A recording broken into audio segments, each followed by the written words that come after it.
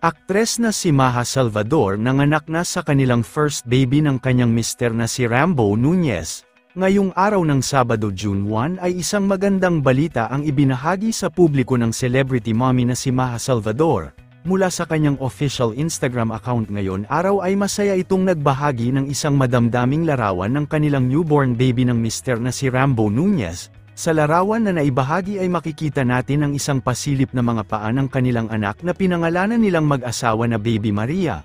Ayon pa sa naging caption ni Maha Salvador ay nanganak nga siya sa kanyang newborn baby nito pangang Biyernes ng May 31, 2024. Agad namang nagpaabot ng mensahe ng pagbati ang mga kaibigan at mga kasamahan sa industriya ng showbiz para kay Maha Salvador.